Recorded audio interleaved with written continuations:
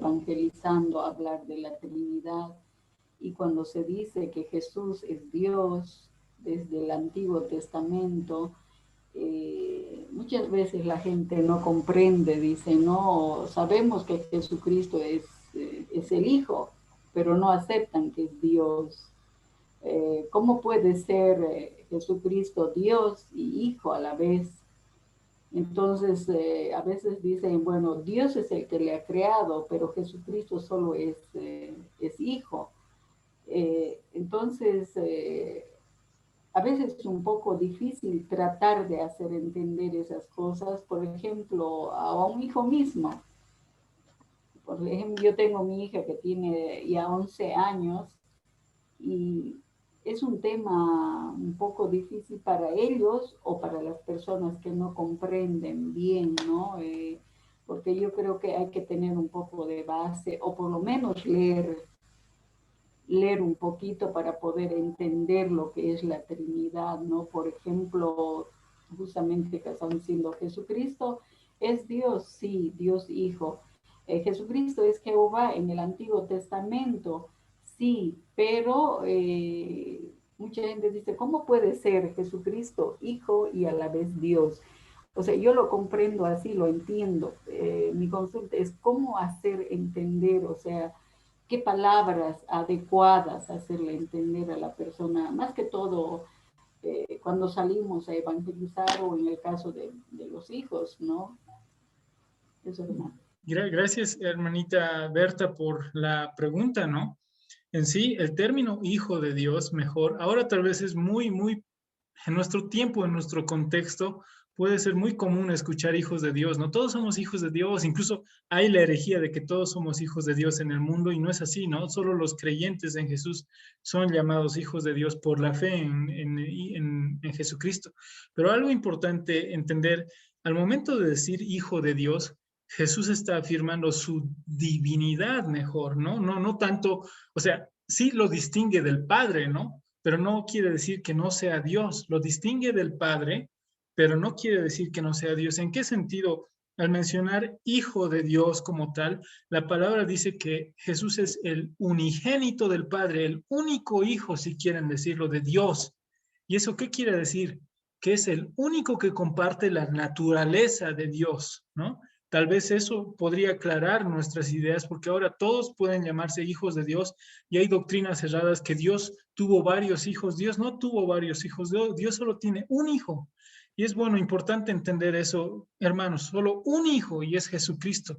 Y al afirmar que solo tiene un hijo, estamos afirmando de que Jesús comparte la naturaleza del Padre, así como nosotros, un ser humano. Tal vez me arriesgo a plasmar esta ilustración porque no es tan bueno tomar ilustraciones acerca de la Trinidad. Sé que a veces se puede plasmar del agua, el agua un rato es hielo, el hielo se derrite. Tal vez puede servir como ejemplo, ¿no? Pero en el caso, por ejemplo, nuestro, eh, un ser humano, un hombre, tiene un hijo, también lo hace humano, ¿no? Compartir la misma naturaleza de humano, por más sea su hijo, no es que no sea humano, sino que comparte esa naturaleza. ¿A qué me voy con este ejemplo? Y un poco arriesgándome, porque como les dije, no es bueno poner ejemplos, o sea, no es tan práctico poner ejemplos acerca de la Trinidad. Al mencionar de que Jesús es el Hijo de Dios, estamos diciendo que tiene la naturaleza de Dios mismo. O sea, en conclusión, es Dios mismo, ¿no? No es el Padre, ¿no? Pero es el Hijo y es el Espíritu Santo. Y no es que en algún rato Jesús no existía y que Dios lo creó o en algún rato lo engendró desde la eternidad, no, sino de que Él ya era desde la eternidad, ¿no? Padre, Hijo y Espíritu Santo. En ese sentido podemos ver de que Dios solo tiene un Hijo, ¿no? Es Jesucristo y este Hijo tiene la naturaleza de Dios mismo, ¿no? Y eso lo hace igual a Dios, o sea, Dios mismo, ¿no? Ahora nosotros somos adoptados, dice la palabra, adoptados en Cristo Jesús, que es muy diferente, si se dan cuenta, a tener la naturaleza de Dios misma, ¿no? Somos adoptados en Cristo Jesús, ¿no? Hace diferencia eso la palabra y el Hijo de Dios es un término singular que solo pertenece a Jesucristo en ese sentido. No sé si esa parte tal vez aclaro la pregunta, hermana Berta. No, está bien, gracias, hermano, está bien. Hola, hermanos. ¿Sí? Perdón. ¿Cómo está? Una acotación tal vez a esto. Efectivamente es un tema bien complejo el tratar de explicar la Trinidad, porque obviamente nuestra mente no es lo suficientemente amplia. Es como recitar una fórmula matemática, pero al fin y al cabo tal vez no lo podamos entender. Eh, a manera tal vez de que les pueda ayudar bastante, a mí me ayudó bastante, es un video bien corto de 5 minutos de William Lane Craig, no sé si lo conocen, Sí. en el que explica el tema de la Trinidad, por ejemplo, al hacer las analogías de que, digamos, un padre puede ser esposo, puede ser padre, efectivamente, e hijo, y actúan como el Espíritu Santo, como el ejemplo que ponían del agua, es algo difícil de entender porque tendría, en el caso del agua tendría que cambiar sus estados el agua para poder ser gas o líquido o hielo. En cambio, en el tema de la Trinidad lo ve desde un punto de vista psicológico, en el tema de que cómo uno se puede autopercibir con el yo, y justamente entra aquí lo que es el yo soy, y el Padre, el Hijo y el Espíritu Santo tienen una autopercepción de ellos mismos como yo, dentro de la esencia que es Dios mismo. O sea, es algo difícil de entender aún así, pero es como que yo tengo mi autopercepción de mí, como yo, como Álvaro, como Vivian tiene su autopercepción de cómo son ellos. La Trinidad sucede lo mismo, pero de tres personas o tres personalidades diferentes dentro de una misma esencia que es Dios. Entonces, si lo pueden buscar, el video es de William Lane Craig, es súper corto y lo explican de una manera muy didáctica el tema de la Trinidad. Gracias, hermano David. Sí, de William Lane Craig también es interesante, ¿no? Cómo va explicando la Trinidad, es un apologista cristiano. Pueden verlo, pero sí es importante ver eso, ¿no? La divinidad de Dios Padre, Hijo y Espíritu Santo que está presente en las Escrituras. Hemos visto cómo hace referencia el yo soy del Antiguo Testamento, también plasmado en el Nuevo. Así es que con fe en eso podemos decir que Jesús es Dios Hijo, ¿no? El Hijo de Dios como tal, ¿no? Y no caer en esa herejía de decir que Jesús es inferior a Dios, ¿no? Por pensar de que por ser hijo es inferior. Mejor el término de ser hijo de Dios hace referencia a su divinidad y a su estilo único, ¿no? Bueno, al sentido único de que solo Dios tiene un hijo y solo el hijo tiene esa naturaleza divina también, ¿no? Esa esencia divina. Aquí veo la hermana Sonia Guarina nos dice, hermano, pero ¿a quién debemos orar? ¿A Dios Padre, a Dios Hijo, a Dios Espíritu? Por favor, pueden orar a Dios Padre, pueden orar a Dios Hijo y pueden orar a Dios Espíritu, ¿no? No hay diferencia en sí, o bueno, no es que no sea, o bueno, no es que sea pecado orar al Hijo u orar al Espíritu Santo. Pueden orar al Espíritu Santo, pueden orar al Hijo, pueden orar al Padre, ¿no? Pueden orar a Dios en esa manera. Yo les pongo un ejemplo y esto parte a veces hay esa duda, ¿no? Porque antes me la han preguntado, yo no oro a Jesús, solo oro al Padre, pero mi hermano, puedes orar a Jesús porque Él es divino, te escucha, es omnisciente. ¿Recuerdan a Esteban? Y esto lo pueden ver si quieren en sus Biblias, lo buscan en perdón, un ratito. Sí. Está en Hechos 7, versículo 59. Esteban es llevado ante las autoridades judías y lo están por apedrear, lo están apedreando ya, ¿no? Y Esteban hace una oración final antes de morir, pero si se dan cuenta, Esteban no ora al Padre, ora al Hijo. Y eso es interesante, ¿no? Esa parte quiero que la tengamos en cuenta porque ora al Hijo en especial, ¿no? Y nos dice el 59 del capítulo 7, y apedreaban a Esteban, ¿no? Mientras él invocaba y decía, ¿a quién oraba? Y decía, dice aquí, Señor Jesús, recibe mi espíritu. Y puestos de rodilla, clamó a gran voz, Señor, no les tomes en cuenta este pecado. Y habiendo dicho esto, durmió. Aquí hay un claro ejemplo de que Esteban, en la iglesia primitiva, muy cerca, ha sido el primer mártir, Esteban, ¿no? Que fue apedreado. Incluso se decía que estaba Saulo de Tarso presente y partícipe de esta muerte, ¿no? Quien iba a ser el apóstol Pablo, ¿no? En un futuro. Pero aquí vemos a Esteban orando al Señor Jesús. Señor Jesús, recibe mi espíritu. Si se dan cuenta, es muy similar a cómo Jesús en la cruz oró al Padre, ¿no? Señor, o al Padre, ¿no? Padre mío, recibe mi espíritu en tus manos, encomiendo mi espíritu, dijo Jesús, ¿no? No les tomes en cuenta este pecado, ¿no? Perdón, eso dijo el Señor Jesús, pero ahora es aquí en el capítulo 7, Esteban orando no al Padre, sino al Hijo, ¿no?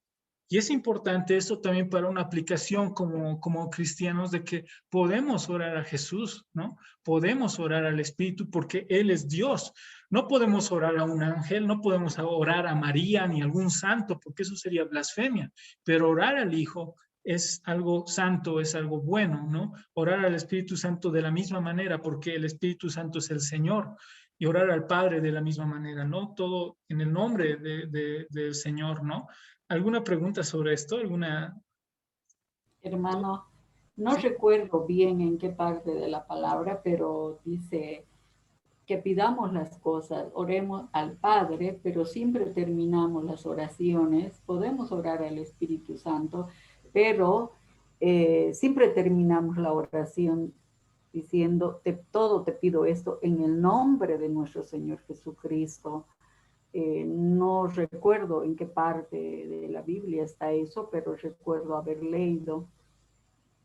Sí, era el Señor Jesús delegando a sus apóstoles, ¿no? Todo lo que pidáis en mi nombre os será hecho, y obviamente sí es bueno pedir en el nombre de Jesús, ¿no? Encomendarnos a Él como mediador frente al Padre, pero también en un sentido podemos aplicar en que podemos orar tranquilamente al Hijo y también al Espíritu Santo, para que no haya confusión en ese sentido. Y como les dije, les mostré una porción bíblica en Hechos, donde ahí vemos a Esteban mismo clamando y orando al Hijo, ¿no? A Jesucristo como tal, ¿no? Podemos ver esa aplicación. Obviamente oramos al Padre y pedimos en su nombre, no hay ningún inconveniente de eso, mejor es algo bueno, pero también se ve esa aplicación, ¿no? En otros sentidos de que se puede orar tranquilamente al Hijo y al Espíritu Santo, ¿no? Hermano, Eso, perdón, era Hechos 7:19, ¿no? 7:59, Esteban, a punto, ya muriendo. Hechos 7:59. En el 6 escogen a estos varones, ¿no? Y luego en el 7 lo llevan a Esteban ante las autoridades judías, ¿no? Eso para que alguna vez un testigo de Jehová les dice, no, ¿cómo oras al Hijo? Ahí está, el mismo mártir Esteban oró al Señor Jesús, ¿no? Así es que podemos ver eso como una aplicación. Y hermanos, sé que estamos en 9:30, pero denme un momento, tenemos que acelerar ya. Mi plan es el día de hoy terminar esto del cristianismo ortodoxo para ya pasar a la siguiente clase, yo con mi ejemplo de ciencia cristiana e ir avanzando. Así es que, ¿les parece, hermanos, si unos 20 minutos más pasamos clases esta vez? ¿Sí? Sí, sí. Está bien. Ok. Sí, no hay problema. No hay problema. Gracias, hermanos. Sí, Está bien. para ir ganando tiempo e ir apurándonos en las clases, y no nos va a pisar el tiempo, ¿no? En el transcurso de la clase misma. Así es que continúo, nos faltan unos 5 minutos aquí para terminar la reunión, pero nos volvemos a conectar, por favor. Ahora la doctrina de la iglesia, vamos a ver. Estos puntos ya son más rápidos. La doctrina de Cristo era fundamental que lo entendamos, porque van a ver que todas las sectas destrozan la divinidad de Jesús. O sea, ellos siempre ven a Jesús como alguien inferior y toman, como mencionaba la hermana Berta, ¿no? Hijo de Dios como alguien que es inferior a Dios. Mejor no ven que mejor el hecho de decir hijo de Dios es que comparte la naturaleza de Dios mismo, ¿no? Y que nosotros, a diferencia, podemos llamarnos hijos de Dios, pero somos adoptados en Él. La Confesión de Fe de Westminster contiene una declaración acerca de la iglesia que es aceptada por todo cristiano. ¿Qué nos dice la iglesia, la Confesión de Fe de Westminster? La Confesión de Fe de Westminster ha sido escrita por protestantes, por si acaso, hermanos, después de la Reforma Protestante de 1517. Ahorita no recuerdo exactamente la fecha, pero ha sido después de eso, ¿no? Y que es como un credo, como decir, en esto creemos. No tiene la autoridad de la palabra de Dios, pero sí podemos encontrar varios principios en los cuales creemos nosotros como protestantes. Entonces, vemos, ¿no? La iglesia es católica o universal, ¿no? La iglesia católica o universal, que es invisible, está formada por todos los elegidos que han sido, serán o serán congregados en uno, o son o serán congregados en uno, con Cristo como cabeza, y es la esposa, ¿no? El cuerpo, la plenitud de aquel que todo lo llena en todo.